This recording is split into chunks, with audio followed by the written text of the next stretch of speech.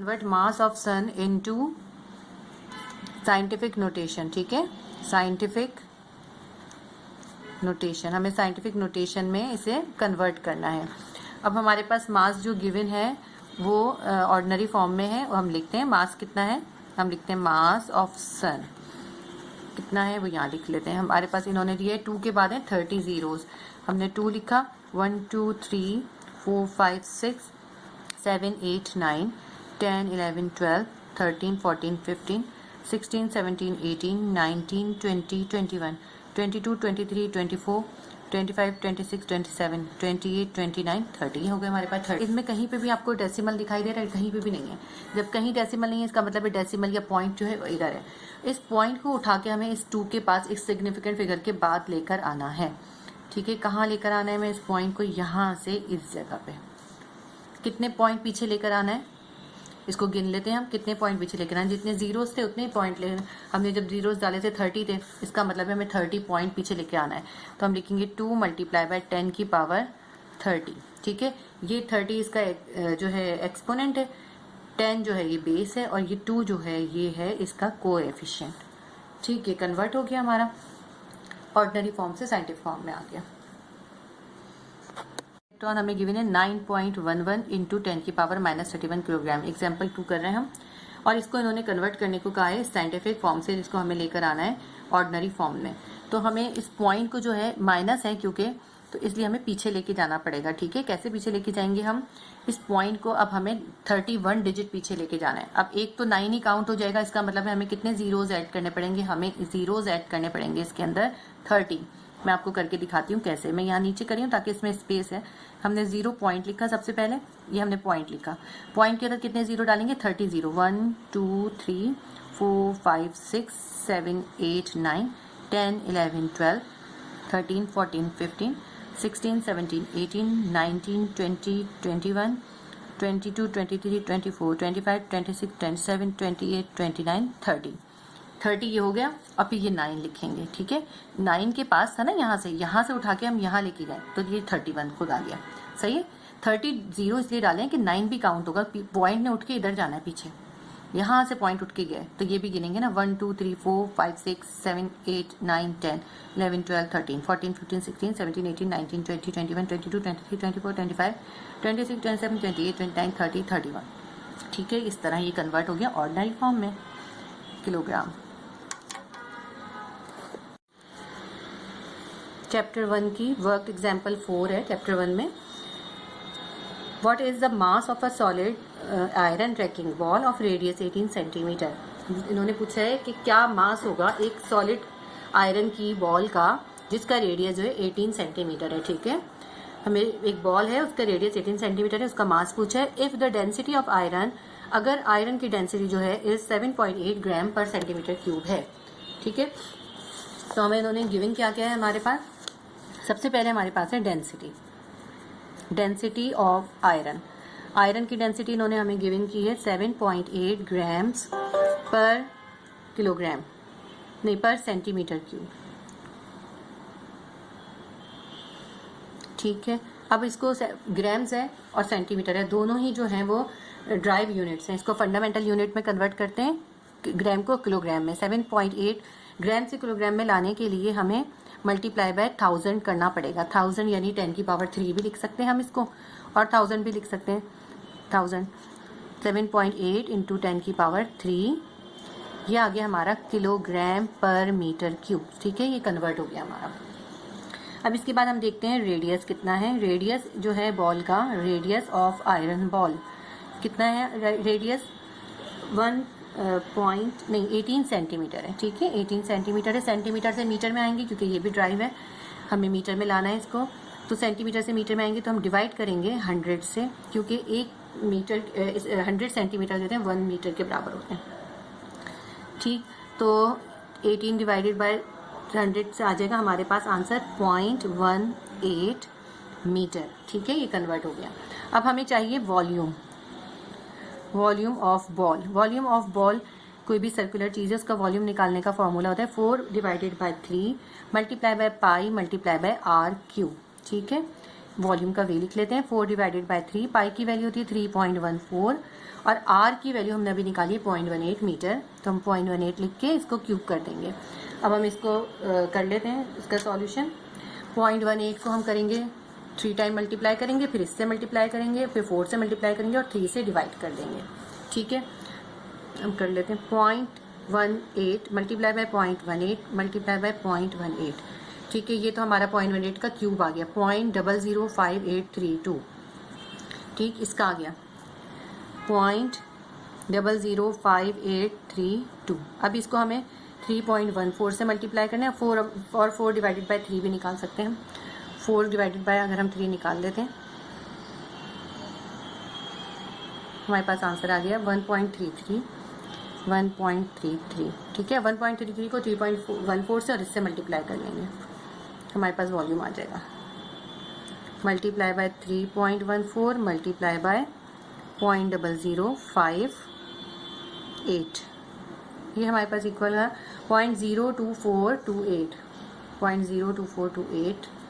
इसका वॉल्यूम आ गया हमारे पास 0.02428 मीटर क्यूब, मीटर में। ठीक है, अब हमारे पास वॉल्यूम भी आ गया, डेंसिटी भी है और जो है हमें मास निकालना है। हमें पता है डेंसिटी जो है वो किसके बराबर होती है, density is equals to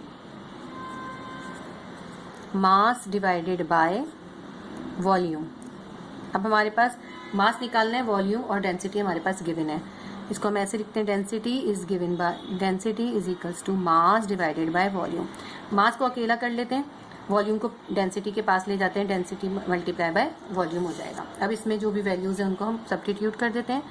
density की वैल्यू क्या है हमारे पास, डेंसिटी की वैल्यू है हमारे पास 7.8 इंटू 10⁻3, जो हमने भी कन्वर्ट की थी ना, वही है 10⁻3। और वॉल्यूम क्या है हमारे पास, वॉल्यूम है हमारे पास जो अभी हमने निकाला है 0.024। ठीक है, इसको 0.024 को 7.8 से मल्टीप्लाई कर लेते हैं। 0.024 मल्टीप्लाई बाय 7.8, 0.1872 हमारे पास आंसर आ गया, 0.1872। ठीक, और ये 10⁻3 हमारे पास अभी बाकी है ना, ये वाला, इसको इससे कर दिया, ये रह गया अभी हमारे पास। अब इस पॉइंट को हम 3 डिजिट आगे लेके जाते हैं, ये बन जाएगा 187.2। यहाँ से हम यहाँ लेकर आ जाते हैं, हम 3 डिजिट आगे लेके गए तो -3 आ गया, और ये वाला 10⁻3 हमने ऐसे ही उतार लिया। अब ये 10⁻³ प्लस 3 कैंसिल, तो हमारे पास मास आ गया 187.2 किलोग्राम। ये हमारा इसका सॉल्यूशन हो गया। ये वर्क एग्जाम्पल 5 हम करते हैं। अब इसमें हमें इन्होंने जो मालूम करने के लिए कहा है वो हमें फाइंड करना है हमें एरिया ऑफ द सिलेंडर। ठीक है, और हमें गिवन है whose diameter is 5 centimetre. Given क्या है हमें, हम लिखते हैं डायमीटर ऑफ सिलेंडर हमें गिवन है, इसको हम स्मॉल डी से लिखते हैं। डायमीटर कितना है 5 सेंटीमीटर। सबसे पहले हम सेंटीमीटर को मीटर में कन्वर्ट करेंगे। कैसे कन्वर्ट करेंगे, सेंटीमीटर छोटा होता है और मीटर बड़ा होता है। जब भी हमें छोटे से बड़े में जाना होता है तो हम डिवाइड करते हैं हमेशा, तो हम इस 5 को 100 से डिवाइड करेंगे तो मीटर में कन्वर्ट हो जाएगा। इसका आंसर क्या आ जाएगा 0.05 मीटर। ठीक है, और इसको हम ऐसे भी लिख सकते हैं 5 मल्टीप्लाई बाय 10⁻²। ठीक है, साइंटिफिक फॉर्म में भी लिख सकते हैं और इस तरह भी लिख सकते हैं। ये डायमीटर आ गया। अब हम इसका निकालेंगे radius of the cylinder. Radius of cylinder जो है वो हम इस डायमीटर से ही निकालेंगे, क्योंकि किसी भी चीज़ का जो रेडियस होता है वो उसका हाफ जो होता है किसी भी चीज़ का जो डायमीटर का हाफ होता है वो रेडियस होता है। तो रेडियस आर हम कैसे निकालेंगे, डायमीटर को हम 2 से डिवाइड कर देंगे, डायमीटर को हाफ कर देंगे, रेडियस आ जाएगा। डायमीटर हमारा निकला था 0.05, इसको हम जब 2 से डिवाइड करेंगे तो हमारे पास आंसर आ जाएगा 0.025 मीटर। ठीक है, ये हमारा कन्वर्ट हो गया। अब हमारे पास आ गया डायमीटर की वजह हमारे पास आ गया रेडियस। हमें फाइंड क्या करना था, हमें फाइंड करना था एरिया। ठीक है, हम लिखते हैं एरिया ऑफ सिलेंडर हमें फाइंड करना है, हमें पास है नहीं, तो अब उसका फार्मूला लिखते हैं एरिया ऑफ सिलेंडर का। सिलेंडर का एरिया मालूम करने के लिए फार्मूला यूज होता है pi multiply by R square यानी रेडियस का स्क्वायर को पाई से मल्टीप्लाई करते हैं। इसमें वैल्यू पुट करते हैं। पाई की वैल्यू होती है 3.14 और आर जो हमने निकाला है उसकी वैल्यू क्या है 0.025। रेडियस हमने जो निकाला है इसका स्क्वायर करेंगे। अब हम इसको कैलकुलेटर में करके देख लेते हैं। 0.025 मल्टीप्लाई बाय 0.025 2 टाइम हो गया, उसको फिर मल्टीप्लाई करेंगे 3.14 से, हमारे पास आ गया 0.0019625। हमने यहाँ लिखा 0.0019625 मीटर स्क्वायर। ठीक है, अब अगर इसका पॉइंट हम आगे लेके जाते हैं, हमें इसका पॉइंट कहाँ लेके जाना पड़ेगा 1 के बाद, सिग्निफिकेंट फिगर के बाद। तो ये बन जाएगा हमारे पास 1.96 और मल्टीप्लाई बाय 10 की पावर कितनी हो जाएगी 1 2 3। हम 3 डिजिट आगे लेके गए, आगे लेके जाते हैं तो -3 आएगा। ठीक है ना, पीछे का प्लस होता है, आगे का माइनस होता है। अब ये देखें, ये हमारे पास है मीटर में। अब इसको जैसे इसमें पहले हमने सेंटीमीटर से मीटर किया था, अब इसके अंदर मीटर से इसको मिलीमीटर में कन्वर्ट करा है। मिलीमीटर में कन्वर्ट करने के लिए क्या करेंगे 1.96 मल्टीप्लाई बाय 10 की पावर -3 तो पहले से है ना, ये इसको हम फिर 10 की पावर 3 से मल्टीप्लाई कर देंगे, 1000 से मल्टीप्लाई कर देंगे। 10 की पावर 3 का मतलब है 1000 से, तो ये दोनों कैंसिल हो गए। हमारे पास क्या बच गया 1.9। ये 6 को यहाँ से हम रिमेन, इन्होंने किताब के हिसाब से इन्होंने हटा दिया इसको, तो हमारे पास एरिया कितना निकल आया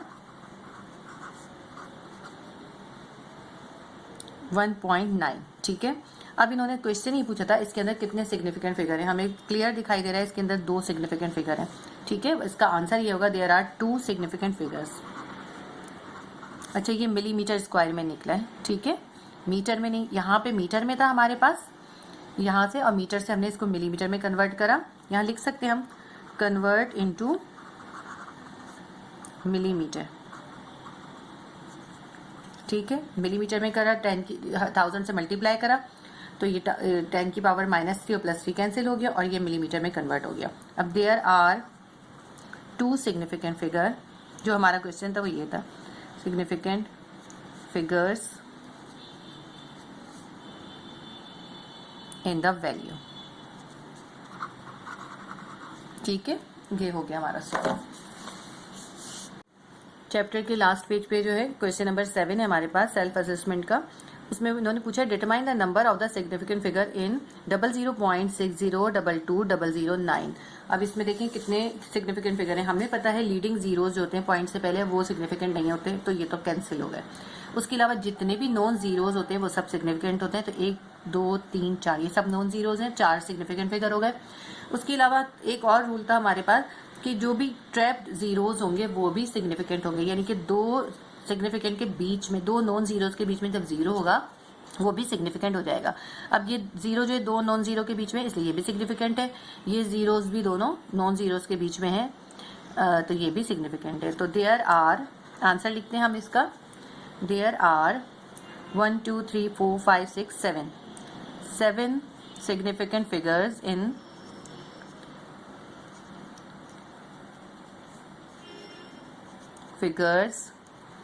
इन द वैल्यू या इन द नंबर। ठीक है, ये इसका आंसर हो गया।